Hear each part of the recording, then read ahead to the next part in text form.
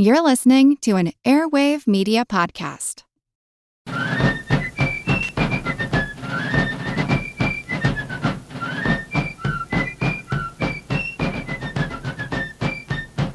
Hello, and thank you for joining the American Revolution. Today, episode 26, the Townshend Acts. So last week, I discussed some of the various happenings in the colonies following the Stamp Act repeal. I want to begin this week by discussing a few of the changes in Britain, specifically the ongoing game of musical chairs in running the government.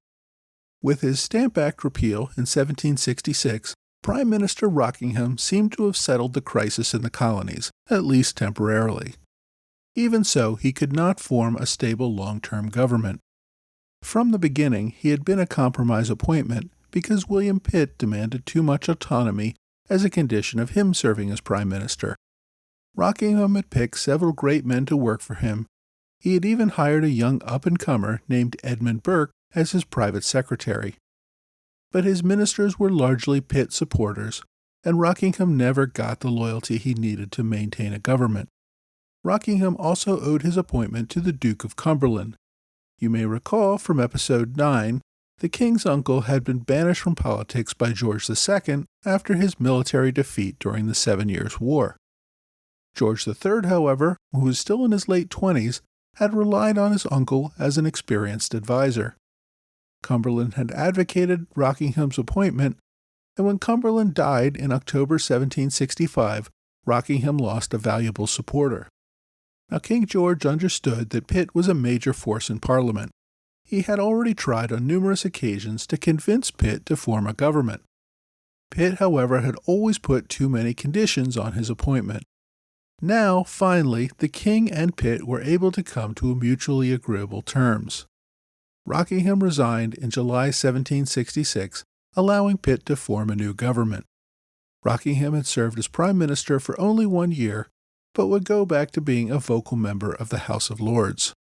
Now, despite essentially running the government during much of the 7 Years' War, Pitt had never been Prime Minister before.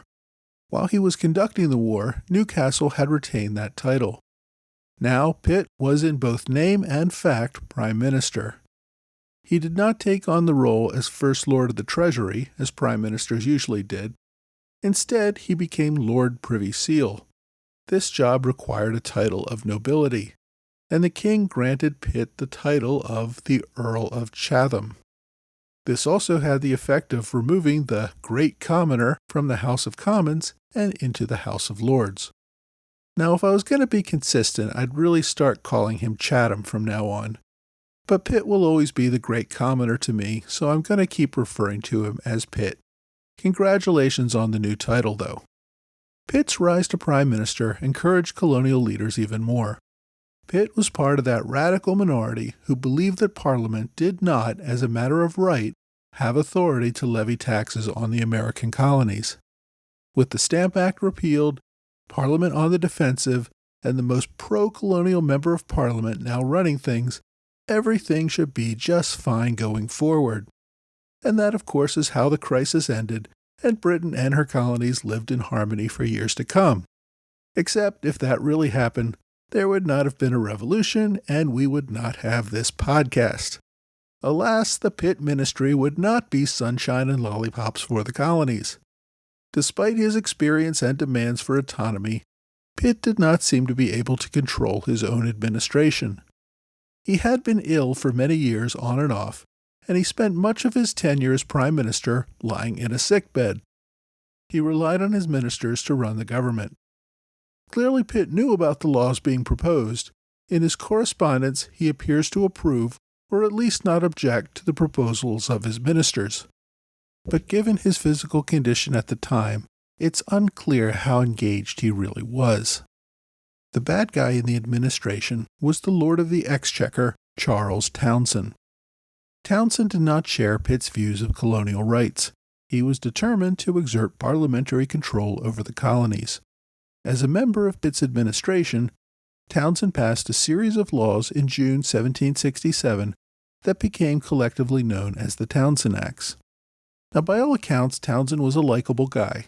He was the younger brother of George Townsend, one of the generals I mentioned back in episode 13 at the Battle of Quebec. Brother George was also sitting in the House of Lords now. Charles enjoyed a good party. He once gave a speech to Parliament while obviously drunk, earning him the nickname Champagne Charlie. Despite enjoying a good drink, Townsend buckled down in his new job, which included trying to balance the budget. As always, Parliament remained concerned over costs. Forget about past war debts. The current military presence in North America was now costing Britain upwards of £400,000 per year. Revenue from existing tariffs were providing only token amounts towards these costs. Opposition members like former Prime Minister Grenville were happy to poke at the administration, which was now responsible for solving such problems. Pitt was always griping about the liberties of the colonists. Let him find a way to raise the money now that he is in charge. Townsend knew he was not going to balance the books now or even within a few years, but he was determined to increase revenues from the colonies. He also tried to implement policies that would compel future obedience to the law. Public opinion in England was changing as well. A series of newspaper articles had compared tax burdens in England to those in the colonies, showing people in England suffered under much higher taxes. There also remained the tiff between the London merchants and the colonists who refused to express gratitude for help repealing the Stamp Act. The English people were beginning to decide that the colonists were just too full of themselves and did not appreciate what they had. The British people were also in a strong anti-tax mood. The Bute ministry had implemented the hated cider tax in 1763 to help pay off war debt. The tax in part led to his resignation and the end of his ministry. His successor, Lord Grenville, had maintained the hated tax, as did Rockingham. As much as the British people hated the tax, it was bringing in much-needed revenue. Pitt, who had made much of his career railing against the tax, finally repealed it. On top of that, Parliament reduced the land tax from 4 shillings to 3 shillings. Townsend had opposed this reduction, or at least hoped to put it off for a year so that the government could get the much-needed revenue. But his predecessor, who now sat in Parliament, proposed the reduction. The popular bill passed both houses despite the ministry's concerns. Again, you might ask why Townsend's predecessor did not seek a reduction while he was in charge. The truth is that everyone knew the government needed the revenue to pay off debt. The popular tax reduction was just another way for the opposition to screw the ministry and make it harder for them to balance the books. So with all of this going on, Townsend had to find a way to start bringing in more money. Since more local taxes seemed politically impossible, the obvious answer seemed to be to find a way to squeeze more money out of the colonies.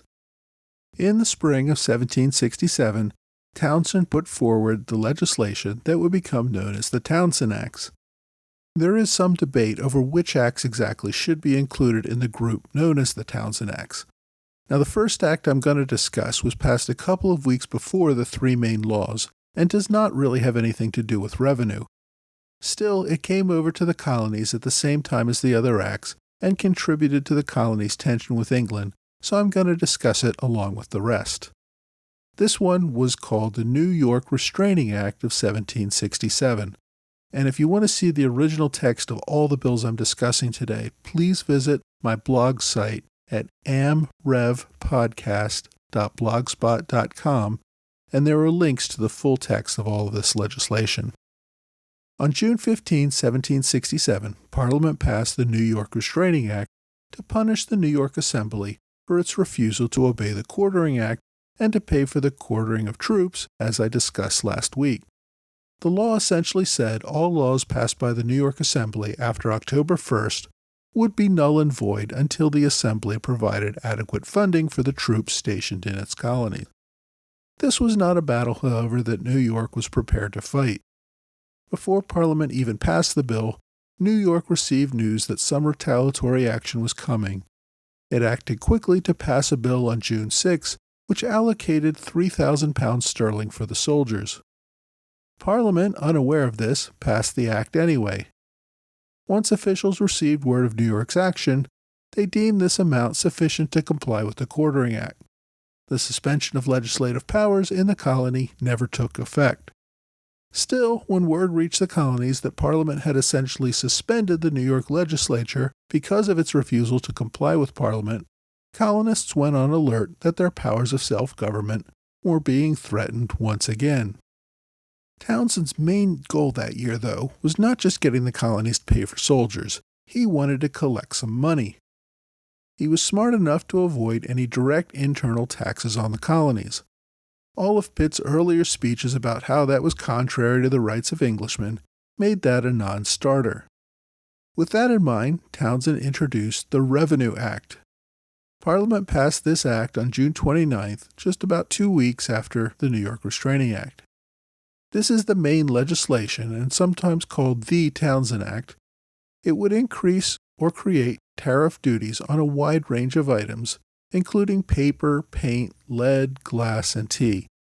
The money will be collected through tariff duties, not internal taxes, so nobody gets upset, right? During the debate on the bill, Townshend estimated that the tea tax alone would raise about £20,000 per year. The other duties combined would raise around another £17,000.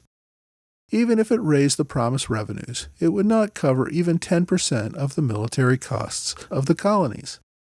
By this time, though, Townshend decided that the revenue would not be used to cover military costs at all. Instead, the new law allocated revenue from these duties to pay the salaries of colonial governors and judges. This actually amounted to a form of tax relief, since the colonial legislatures would not have to pay those costs themselves anymore. But colonial legislatures understood that losing control of that pay responsibility meant losing power. Even though legislatures had been obligated to pay the salaries of their appointed governors, they could at times withhold pay for a short time in order to push a governor on certain issues. If the English government paid colonial judges, they would more likely be biased in favor of the Crown and Parliament rather than local officials. Even if the colonists could swallow those external taxes, the act created an additional controversy by requiring courts to issue writs of assistance to customs officials. These were the general search warrants that permitted customs officials to search homes and businesses for smuggled goods even without specific evidence of a crime. You know, the same ones that James Otis had been screaming about as a violation of fundamental rights for years. Now, along with the Revenue Act, Parliament passed the Indemnity Act on the same day. Parliament's goal with this law was to help the East India Company, which had a legal monopoly on all tea trade within the British Empire. I will discuss the East India Company in more detail in a future episode. For now, I'll just say that the company was a major cash cow for the government and was in financial trouble. Now, I've been trying to make sense of this law, and it seems historians disagree on its effect exactly, but I'll try to spell it out with the warning that I may have misunderstood some of this. Before this act, all tea from Asia had to be shipped to London. There, it was subject to a 25% tax as an import. Next, the tea was stored in a warehouse to be sold at auction, where the government extracted another 25% duty. Then the government extracted another tax of 1 shilling per pound of tea. So more than 50% of the cost of a cup of tea in Britain was government taxes. Tea that was headed to the colonies first had to be landed in London and pay that first 25% duty, but it avoided the inland duty as well as the 1 shilling per pound tax. Yet even with these reduced taxes, the vast majority of the tea imported into the colonies came illegally from the Netherlands. Incidentally, smuggled Dutch tea also made up a large amount of tea consumed in England. It was just so much cheaper without all those taxes. That was one reason the East India Company was in financial trouble. The 1767 Revenue Act created a 3 pence per pound tax on tea imported into the colonies. However, the Indemnity Act was designed to make tea cheaper overall. The East India Company was losing money, and the company, as I said, was an important source of revenue for the government and needed to remain solvent. So the act eliminated the 25% inland tax in Britain, making the price much more competitive there. It also refunded part of the 25% customs paid on tea that was shipped from Britain to the colonies, meaning that colonists would pay substantially less than they had been paying. The cost of tea in America would be about half the price of tea in England. To make this even more complicated, though, part of the Indemnity Act guaranteed that the amount of revenue the government received would not fall below current levels, so the company had to pay additional taxes on any shortfalls. But the idea was that lower prices would greatly increase consumption and therefore the company's overall profits, meaning that revenue would not fall. So in theory, everybody won from this deal. The total price of tea in both Britain and the colonies got cheaper.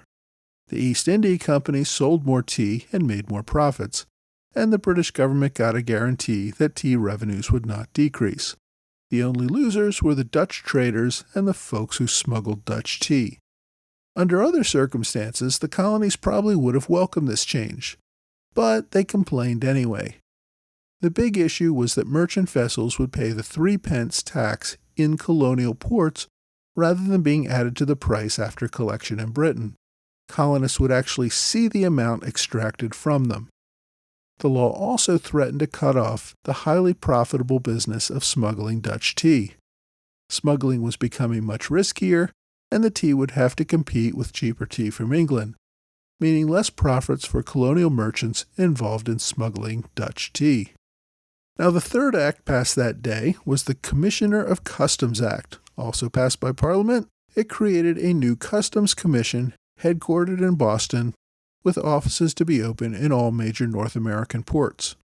Prior to this, the main commission in London handled all customs enforcement throughout the empire. Creating a separate commission to focus just on North America with increased funds for enforcement would ensure that trade laws were enforced and customs duties collected. Customs officials would be held accountable specifically for American revenues. It also required more officials to be present in America to ensure proper enforcement. Essentially, this was another step that Parliament took to show it was serious about customs enforcement. It also meant that customs commissioners and the colonial mobs would be face-to-face for the first time. Now, the Townshend Acts always seemed rather passive-aggressive to me. They technically addressed the concerns about only implementing external duties rather than internal taxes. But beyond that, they seemed to do everything possible to annoy the colonists. The Act specifically said they were for raising revenue, not regulating trade.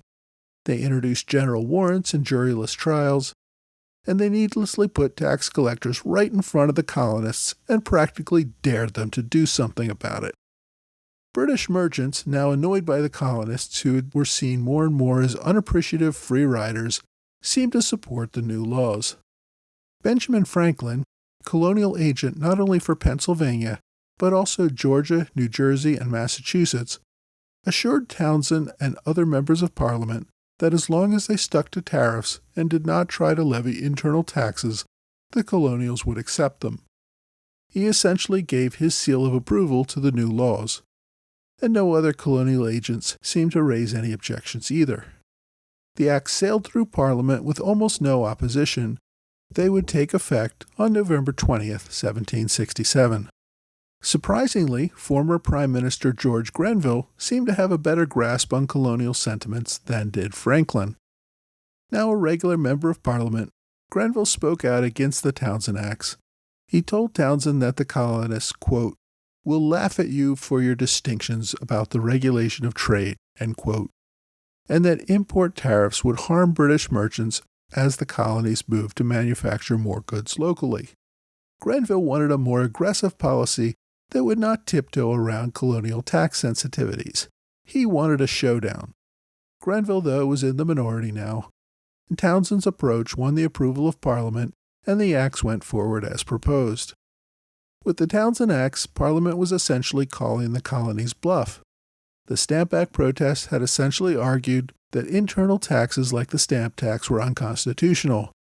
At the same time, the colonies had generally conceded that trade law tariffs were permissible. Yes, there were a few radicals like James Otis who objected even to tariffs, but even in the colonies, only a tiny fringe minority held that view. Parliament had maintained such tariffs on the books for decades, even if they were not very well enforced. Next week, the British government undergoes yet more personnel changes, while the colonists tried to decide how to respond to these new tariffs.